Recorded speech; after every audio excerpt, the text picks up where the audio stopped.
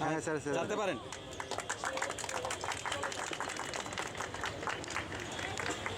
আমি ক্ষেত্রে হৃদরোগের ঝুঁকির সতর্কীকরণ বার্তা সহ স্টিকার থাকা বাধ্যতামূলক করতে হবে। বিশুদ্ধ করে রাস্তাকে গাড়ির কালো ধোঁয়া মুক্ত করতে হবে। জনবসতিপূর্ণ অঞ্চলে করে মানুষের বাসযোগ্য পরিবেশ নিশ্চিত করতে হবে। প্রিভেন্টিভ কার্ডিওলজি মুক্ত ওষুধ ও খাদ্যদ্রব্য নিশ্চিত করতে হবে, যেটা অত্যন্ত গুরুত্বপূর্ণ। আমাদেরকে এই হার্ট কেয়ার ফাউন্ডেশনের উদ্যোগে আয়োজিত বিশ্ব হার্ট দিবসের জনাব আমিরুল কায়সার আমাদের মাঝে উপস্থিত আছেন। জেলা deputy civil surgeon doctor Mohammad Kaiser sir আছে উপস্থিত আছেন।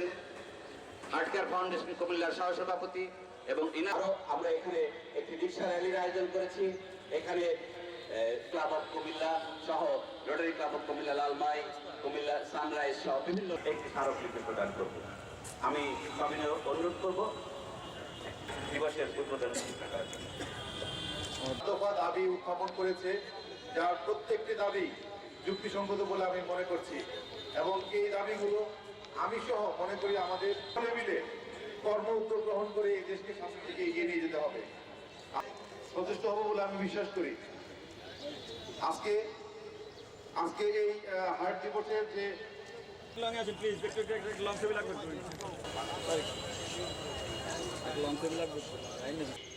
বাংলাদেশ সরকারের স্বাস্থ্য মন্ত্রণালয়ের কাছে এই স্বার্থ আজকে আপনারা শুনেছেন, জেলা প্রশাসক মহোদয় স্বীকার করেছেন যে এই দাবির বাস্তবায়ন চাই।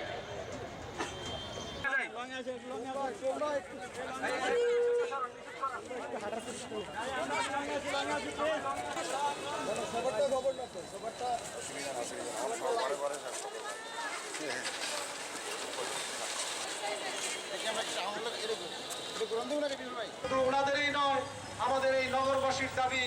আমরা চাই একটি পরিপূর্ণ নগর, চাই নির্মল বায়ু, প্রাণ ভরা বিশ্বাস আর মানুষের ভালো।